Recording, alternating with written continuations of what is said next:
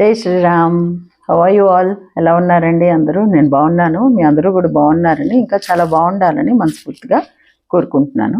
ఇవాళ ఒక special video అండి. అది శుక్రవారం నాడు బై ఛాన్స్ నా దగ్గరికి వచ్చింది.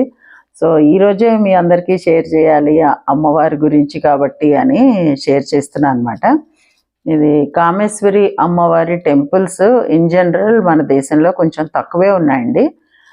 మనకి చాలా పాపులర్గా తెలిసినది ఎక్కడ అంటే శ్రీశైలం అడవుల్లో ఇష్టకామేశ్వరి అమ్మవారి గుడి ఉంది అన్నది మనకు బాగా తెలుసు. అక్కడికి వెళ్ళడానికి స్పెషల్గా అప్లై చేసుకోవాలి.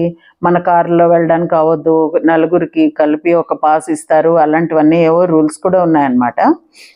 సో అందుకని వెళ్ళలేకపోయాం ఆ గుడికి కూడా. అండ్ ఆ మధ్య ఒకసారి నేను బిక్కవోలు వెళ్ళినప్పుడు, బిక్కవోలు ఆంధ్రప్రదేశ్లో ఉందండి, గోదావరి డిస్ట్రిక్ట్లో, తూర్పుగోదావరి జిల్లా. అక్కడ దగ్గరలోనే శివపురం, ఇలపల్లి శివపురం అంటారు. ఆ ఊరి పేరు యాక్చువల్లీ ఇలపల్లి, కానీ స్పెషల్గా మా పాదరసంతో చేసిన శివలింగాన్ని అక్కడ ప్రతిష్ఠించారనమాట. కొన్ని సంవత్సరాల క్రితం, 6-7 సంవత్సరాలు అయిందేమో. అక్కడ కూడా ఇష్టకామేశ్వరి అమ్మవారు ఉన్నారు. నేను ఆ గుడి స్పెషాలిటీ పాదరసం టెంపుల్ అని, నెక్స్ట్ స్తంభాలకి ఒక్కొక్క స్తంభం మీద 1108 శివలింగాలు ఉంటాయన్నమాట. ఆ ప్రతి స్తంభానికి కింద ఇంత చిన్న లింగం ఉంటుంది. దాని మీద మనం అభిషేకం చేసుకుంటే నీళ్లతోటి, ఆ నీళ్లు డైరెక్ట్గా గర్భగుడిలో ఉన్న శివుడి మీద పడేటట్టు ఏర్పాటు చేశారు. అక్కడ స్పెషాలిటీ అది.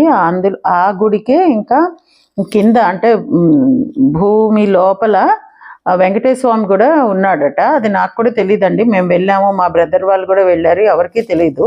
ఈ మధ్య ఇంకో వేరే వీడియోస్లో చూస్తుంటే తెలిసిందే అదే గుడిలో కింద వెంకటేశ్వర స్వామి కూడా ఉన్నాడు అని. సో నెక్స్ట్ టైం వెళ్ళడానికి ప్లాన్ చేయాలని అనుకుంటున్నాం. ఇంతకీ చెప్పొచ్చేది, ఇష్టకామేశ్వరి అమ్మవారు అక్కడ కూడా ఉన్నారు. నేను అక్కడైతే చక్కగా దర్శనం చేసుకొని రావడం జరిగింది. ఎందుకు ఈ కామేశ్వరి అమ్మవారు గురించి స్పెషల్గా చెప్తున్నాను, ఎందుకు ఇంట్రెస్ట్ అంటే, మా పుట్టింట్లో అమ్మవారు ఇలవేల్పు అనమాట. కొంతమందికి ఇలవేల్పు అని ఉంటూ ఉంటారు కదా. సో మా పుట్టింట్లో ఈ కామేశ్వరి అమ్మవారు ఇలవేల్పు. అందుకని మా ఫాదర్ ఉన్నప్పుడు ఈ అమ్మవారి నోములు చేస్తూ ఉండేవారు. ఆయన కాలం చేసిన తర్వాత మా అన్నయ్య కూడా ఇంట్లో ఏ శుభకార్యమైనా కూడా అమ్మవారిని నోములు చేయడం కంపల్సరీ అనమాట, ఇలవేల్పు ఉన్నవాళ్ళు. సో పక్కాగా నోచుకుంటారు. అలా ఆ విధంగా మాకు చాలా ఎక్కువ అటాచ్మెంట్ ఈ కామేశ్వరి అమ్మవారితోటి. ఇప్పుడు నాకు ఇంకో ఇన్ఫర్మేషన్ తెలిసింది ఏంటి అంటే, మచిలీపట్నం దగ్గర మోపిదేవి అన్న ఊరి దగ్గర కూడా ఒక కామేశ్వరి అమ్మవారి గుడి, ఆదిలక్ష్మి కామేశ్వరి అమ్మవారి గుడి అక్కడ కూడా ఉందిట. అది కాకుండా ఇవాళ ఈ గుడి గురించి తెలిసింది. ఇప్పుడు నేను చెప్పబోయే ఇంకో గుడి గురించి కూడా తెలిసింది. నేను చెప్పబోయే ఇంకో గుడి విజయనగరం జిల్లా, ఇది కూడా ఆంధ్రప్రదేశ్ అనండి. విజయనగరం జిల్లా సాలూరు దగ్గర ఒక ఊర్లో ఈ అమ్మవారు ఎప్పటి నుంచో ఉందిట.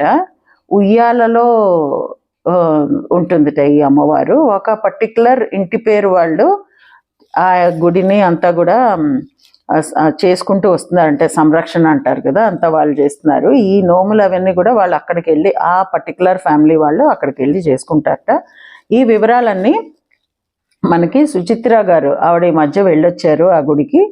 ఆవిడ మాటల్లోనే మనం విందాం, ఎందుకంటే ఆవిడ స్వయంగా చూసి వచ్చారు కాబట్టి ఆవిడ ఎక్స్ప్లెనేషన్ చేయగలుగుతారు కరెక్ట్గా. నేను చూడలేదు, చెప్పింది విన్నదే.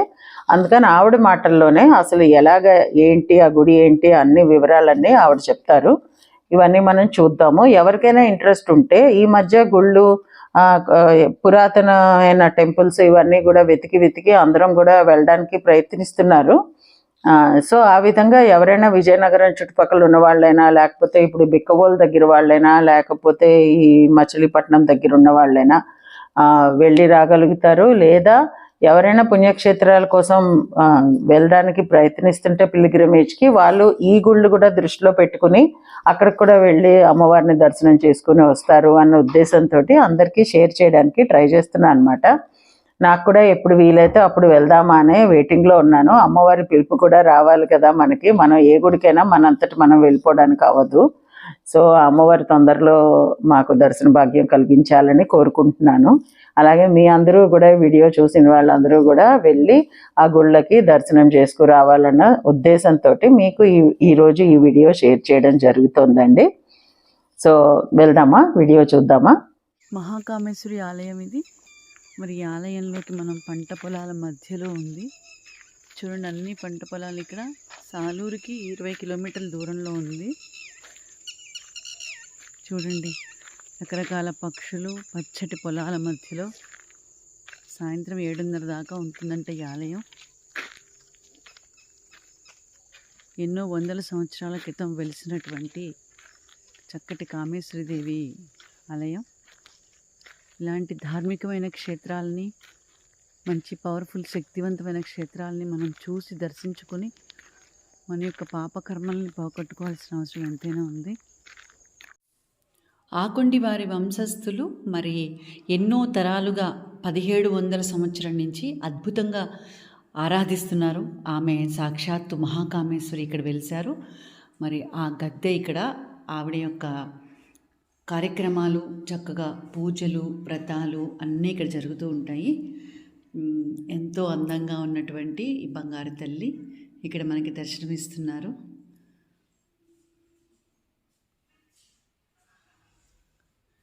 కోరిన కోరికలు నెరవేర్చి మనకి పుత్రాభివృద్ధి, ఆయుష్, సంతానము, ధనధాన్యాలు ఇచ్చేటువంటి ఈ తల్లి మనందరం కూడా దర్శించుకొని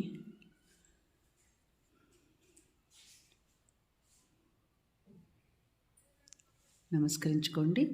ఇక్కడ ప్రత్యేకత ఏంటి అంటే తల్లి ఊయలలో ఉంటారు. ఆవిడ పొలాల మధ్యలో ఊయలలో ఉంటారు.